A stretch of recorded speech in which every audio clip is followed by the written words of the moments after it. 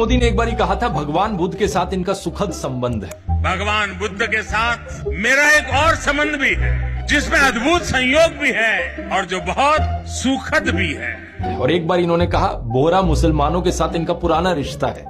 साथियों, बोहरा समाज के साथ मेरा भी रिश्ता बहुत पुराना है। इतना ही नहीं, ईसाइयों के साथ भी इनका बहुत पुराना और आत्मीय नाता है। क्रिश्चियन कम्युनिटी के साथ तो मेरा संबंध तो नया नहीं है, बहुत पुराना बड़ा आत्मीय नाता रहा है। एक बार इन्होंने कहा कि जीवन का एक महत्वपूर्ण कालखंड इन्होंने आदिवासियों के बीच बिताया है। जीवन का एक महत्वपूर्ण कालखंड मैंने आदिवासियों के बीच में बिताया है। तो एक बार कहा बलिया के साथ भावुक रिश्ता है इनका। बलिया से मेरा एक भावुक रिश्ता।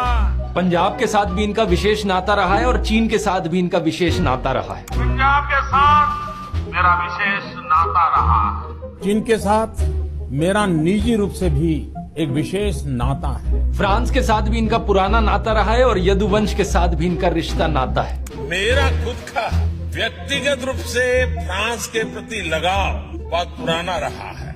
अरे यदुवंश के साथ तो हमारा रिश्ता है, हमारा नाता है। बंगाल से नाता जोड़ने के लिए इन्होंने कहा कि बचपन में ये कोलकाता की मेट्रो देखने आए थे। मैं बचपन में जब पहली बार कोलकाता आया तो एक आकर्षण था, जरा मैं मेट्रो देखूं। प्रॉब्लम बस ये है कि कोलकाता मेट्रो 1984 में शुरू हुई थी जब ये 34 साल के थे। अब बताओ दोस्तों, 34 साल का कोई बच्चा देखा है आपने कभी? अपने भाषणों में नाता जोड़ने के लिए ये तक कहने लगे कि मैं अगला जन्म बंगाल में लूंगा।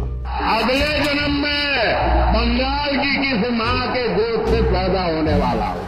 उड़ीसा में जाकर कहते हैं कि ओडिशा को देश का नंबर 1 राज्य बनाएंगे और कर्नाटका में जाकर कहते हैं नहीं, हम कर्नाटका को देश का नंबर 1 राज्य बनाएंगे। उड़ीसा को देश का नंबर 1 राज्य बना सकते हैं, कर्नाटका को पूरे देश का नंबर 1 राज्य बनाने का लिए। बात समझ रहे हो ना दोस्तों? वोट पाने के लिए जहां जो बोलना पड़े वो बोला जाता है। हर एक राज्य में एक इमोशनल कनेक्ट बनाने के लिए वहां के लोगों के साथ एक नाता निकल कर आ जाता है। पूरे देश में यही स्ट्रैटेजी चलाई जाती है। उत्तर प्रदेश में बीजेपी गौ माता के नाम पर लोगों को इमोशनल करती है। ये कहते हैं कि गौ हत्या को अगर रुकवाना है तो हमें वोट करो। केरला में जाकर इसका उल्टा कहते हैं, अगर क्वालिटी बीफ चाहिए आपको तो हमें वोट करो। जब गोवा की बात हुई तो 2015 में अमित शाह ने खुद कहा था कि इनका देश भर में बीफ बैन करने का कोई प्लान नहीं है। अब जनता के लिए अच्छे काम करना ये भी एक तरीका है सत्ता हासिल करने का, लेकिन इतनी मेहनत कौन करे? काम के नाम पर या तो लोगों को सपने दिखाए जाते हैं या फिर नौटंकियां करी जाती हैं। गुजरात मॉडल, अच्छे दिन, गंगा नदी की सफाई, 100 स्मार्ट सिटीज, काला धन वापस लाओ, ये कुछ ऐसे सपने थे जिनकी एक्सपायरी डेट रीच हो चुकी है। डिमोनेटाइजेशन को देखो, 2016 में अमित शाह ने कहा था कि ये काले धन के खिलाफ सर्जिकल स्ट्राइक है। अगर ऐसा है तो नोटबंदी के नाम पे वोट क्यों नहीं मांगते लोगों से? 3 फार्म लॉज को याद करो। प्रधानमंत्री मोदी ने कहा था कि ये ऐतिहासिक चीज है किसानों के लिए। फिर जब मोदी सरकार ने इन्हें वापस लिया तो गोदी मीडिया वाले कह रहे थे कि ये मास्टर स्ट्रोक है इन्हें वापस लेना। तो अब वोट क्यों नहीं मांग रहे इस चीज?